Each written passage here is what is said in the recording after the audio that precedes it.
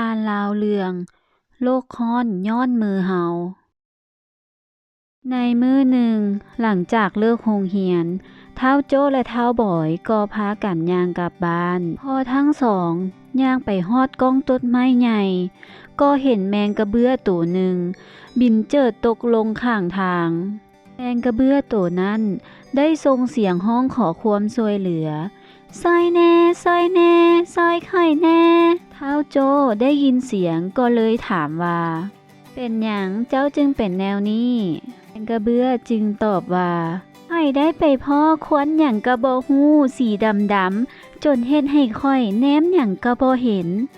เมื่อได้ยินแมงกระเบื้อเว้าแนวนั้นสองเสี่ยวก็เลยพากันอยากฮู้ว่าควรที่แมงกระเบื้อเว้านั่นแม่นควรหยังจึงบอกให้แมงกระเบื้อพาไปเบิงเมื่อพวกเขาพากันไปฮอดพวกเขาก็พากันเห็นกลุ่มควนบักใหญ่ๆที่ออกมาจากโรงจักรโรงงานและพวกชาวบ้านก็พากันจุดขี้เหงื่อสะสายจึงพาให้เกิดควนกุ้มไปทั่วทีปแมงกระเบื้อได้เว้าขึ้นว่าถ้าหากพวกมนุษย์พากันเฮ็ดแบบนี้สัตว์ที่อาศัยอยู่เทิงหน้าดินเทิงฟ้า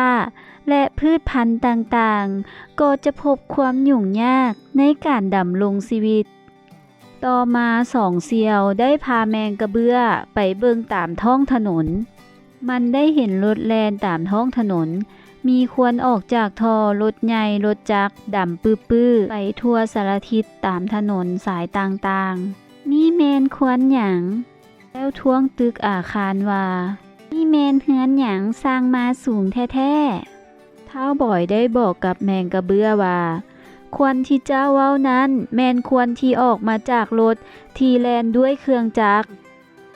ส่วนเฮือนที่เจ้าเห็นนั้นแม่นตึกอาคารที่ก่อขึ้นมาด้วยดินจีและสิมังหลังจากนั้นแมงกระเบื้อก็ได้เหลียวเห็นบรรดาต้นไม้ดอกไม้ที่อยู่ตามแคมท้องถนนแต่ละต้นแต่ละดอกเบิ่งแล้วเต็มไปด้วยฝุ่นสีดำๆย้อนความอยากรู้ของแมงกระเบื้อแมงกระเบื้อจึงเข้าไปถามสบายดีดอกตะเวนว่าสบายดีดอกตะเวน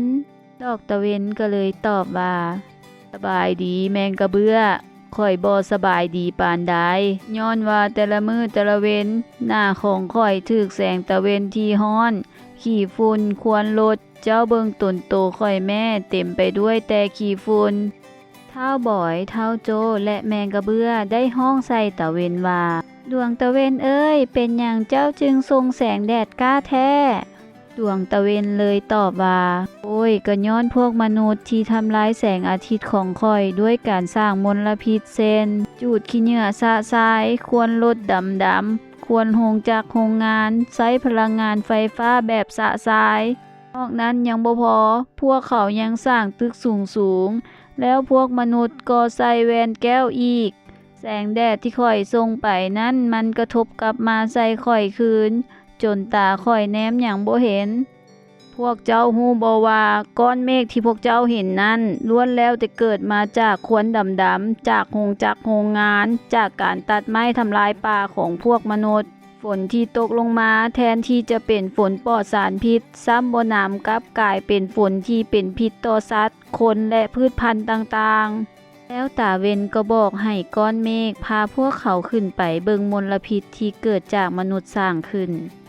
พอเมื่อพวกเขาขึ้นไปฮอดตะเวนก็ได้เว้าว่าพวกเจ้าเห็นบ่ว่าเทิงฟ้าในชั้นที่ข่อยอยู่นี้มีแต่มลพิษเหลียวเบิ่งแม่พวกพระอินทร์พระพรหมสิบ่มีบอนอยู่แล้วย้อนถูกควนเป็นพิษที่พวกมนุษย์สร้างขึ้นถ้าพวกมนุษย์ยังเฮ็ดแบบนี้ต่อไปโลกมนุษย์จะต้องพบกับความหายนะสิพากันไปไสก็บ่ได้มีแต่อยู่เฮือนย้อนแสงแดดมันร้อนแรงต้นไม้ใบหญ้าก็จะตายหมดแล้วโลกก็จะร้อนขึ้นตืมสองเสี่ยวและแมงกระเบื้อจึงได้ถามตะเวนว่าพวกข่อยต้องเฮ็ดแนวใดโลกของพวกเฮาจึงบ่เป็นแบบนั้นก้อนเมฆก็เลยบอกว่าพวกเจ้าต้องลดพรการใช้พลังงานที่ก่อให้เกิดมลพิษทางอากาศให้น้อยลงเช่นควรลดโรงจักรโรงงานต้องจัดเมียนสถานที่จุดขี้เหงื่อ แล้วให้พากันปลูกต้นไม้ให้หลายๆหลังจากนั้นพญาก้อนเมฆก็ได้พาท้าวโจ้และท้าวบอยพร้อมกับแมงกระเบื้อลงมาส่งพอแต่เขามาฮอดดินและเล่าเรื่องต่างๆที่พวกเขาได้ไปพบสู่หมู่ฟังพวกเขาก็ชวนพวกหมู่ไปเฮ็ดอนามัยและจัดแจงบอนจูดขี้เหงื่อให้เป็นระเบียบพอแต่ท้าวโจ้และท้าวบอยเล่าจบพวกหมู่ก็นั่งคิดถึงผลกระทบที่จะเกิดในวันข้างหน้าจึงพากันเฮ็ดอนามัยแล้วพากันปลูกต้นไม้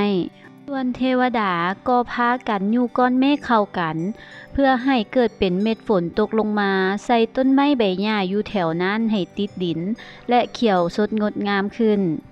พอฮอดเช้ามื้อใหม่ต้นไม้แต่ละต้นก็เกิดมีสีเขียวและวันนั้นพอดีแม่นวันเด็กน้อยสากลและเป็นวันปลูกต้นไม้แห่งชาติลาวพวกเขาได้พากันเฮ็ดงานบุญปึ้มขึ้นอยู่สถานที่แห่งนั้นอย่างเบิกบานม่วนซื่นส่วนแมงกระเบื้อก็ได้พบหมู่เก่าที่ได้พากจากกันก็มีความดีอกดีใจหลายจนหาอันเปรียบบ่ได้